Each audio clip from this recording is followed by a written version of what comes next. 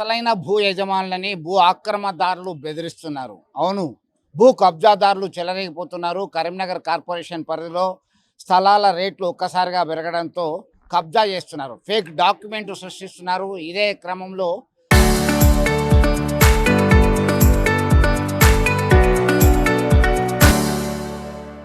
9 మందిపై case అయింది. పలువురిని రిమాండ్‌కి తరలించినటువంటి ఘటన కలకలం రేపుతుంది. అదేంటో చూద్దాం. పోలీస్ అధికారులు ఏం చెప్తున్నారో చూద్దాం. కరీంనగర్‌లో కబ్జా రాయుళ్లు మరోసారి రెచ్చిపోయారు. ఈ జాగలోకి వస్తే నీ అంతు చూస్తా, ఇక్కడే పాతిపెడతా అని హెచ్చరికలు జారీ చేశారు. గత్యంతరం లేక పోలీసులను ఆశ్రయించారు ఆ బాధితులు. ఏం జరిగింది అసలు?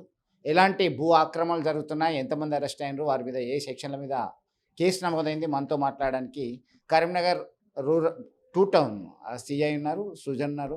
సుజన్ గారు చెప్పండి, ఏం జరిగింది అసలు? ఈ మధ్య కాలంలో ఖాళీ జాగా కనబడితే కబ్జా చేస్తున్నారు, ఫేక్ డాక్యుమెంట్లు క్రియేట్ చేస్తున్నారు. ఇటీవల మీరు నలుగురిని రిమాండ్ చేశారు.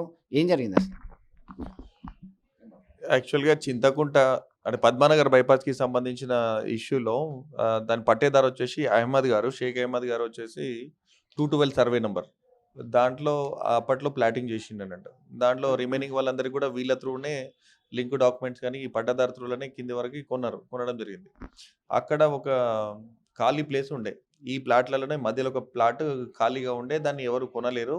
అది అట్లనే పెండింగ్‌లో ఉంటే గతంలో అక్కడ వీళ్ళ కిందనే పనిచేసే ఒక వ్యక్తి సో అండ్ సో కిన్నెర మల్లవ్వ వాళ్ళ హస్బెండ్ వీళ్ళ దగ్గరే పనిచేశాడంట. ఏ ప్లాట్ ఖాళీ ఉంది ఏందనేది కొంచెం అబ్జర్వేషన్‌లో ఉన్నట్టున్నాడు. వాళ్ళకేదో చెప్పేసరికి మల్లవ్వ అండ్ టీమ్ వాళ్ళు కలిసేసి దీనిపైన ఎట్లనన్నా కబ్జా చేసుకోవాలనే ఉద్దేశంతోటి 2019లో ఒక డాక్యుమెంట్ క్రియేట్ చేసుకున్నారు.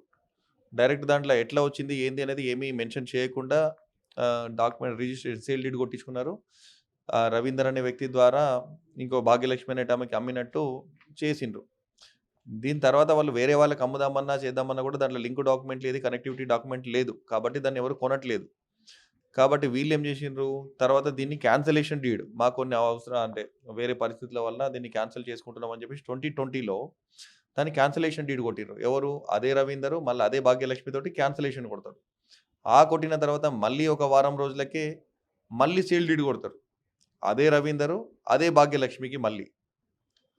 ఇంతకుముందే దీంట్లో మాకు ప్రాబ్లమ్ ఉంది సంథింగ్ అని చెప్పేసి క్యాన్సలేషన్ డీడ్ కొట్టేసి ఆ తర్వాత మళ్ళీ సేమ్ ల్యాండ్‌ను సేమ్ పర్సన్స్ రిజిస్ట్రేషన్ చేసుకుంటారు.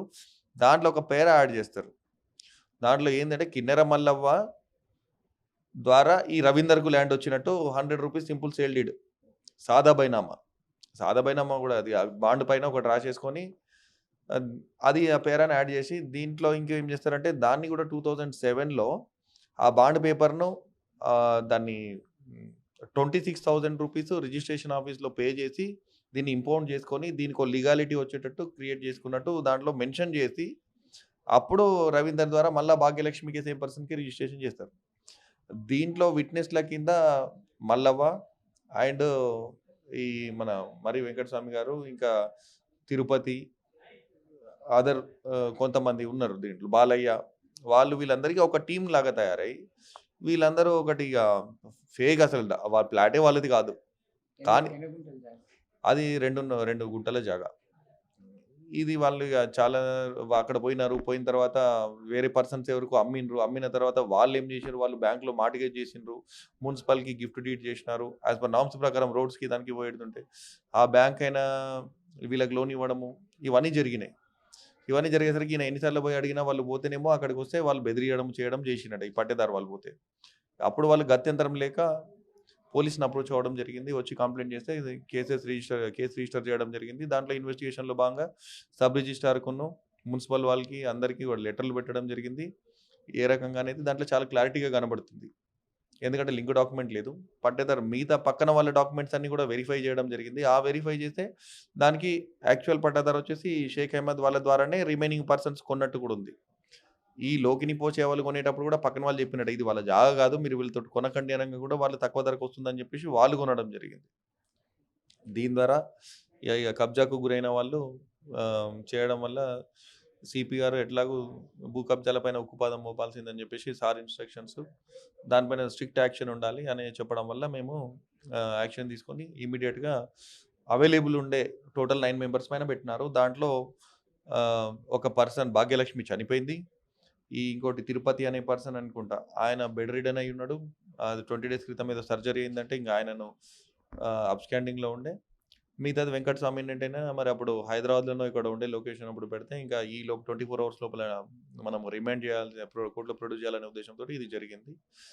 ఇక దాంట్లో ఎవరు ఎటువంటి తప్పు చేసినా, ల్యాండ్ కబ్జాలు చేసినా కూడా ఎవరైనా ధైర్యంగా వచ్చి కంప్లెయింట్ చేయవచ్చు. చేస్తే వాళ్ళకి ఖచ్చితంగా తగిన న్యాయం జరుగుతుంది అని చెప్పేసి తెలియజేస్తున్నాము. ఎవరు కూడా భయపడాల్సిన అవసరం లేదు. అటువంటి ఎవరైనా బాధితులు ఉంటే మాత్రం రావచ్చు. సో మొత్తం మీద ఖాళీ జాగా కనబడితే కబ్జా చేస్తా అంటే ఊరుకునేది లేదు. ఉక్కుపాదంతో అణచివేస్తాం, బాధితులకు న్యాయం చేయడానికి సిద్ధంగా ఉన్నామని చెప్పి పోలీస్ అధికారులు చెప్తున్నటువంటి చూశారు కదా. ఖాళీ జాగా కనబడితే కబ్జా చేసే వాళ్ళు ఎవరైనా సరే వదిలిపెట్టేది లేదు. బాధితులు ధైర్యంగా వచ్చి పోలీసులను ఆశ్రయించవచ్చు. మీకు అండగా ఉంటామని భరోసా ఇస్తున్నారు పోలీస్ అధికారులు. వీడియో జర్నలిస్ట్ సుమంత్తో కలిసి చంద్రశేఖర్, RTV, కరీంనగర్.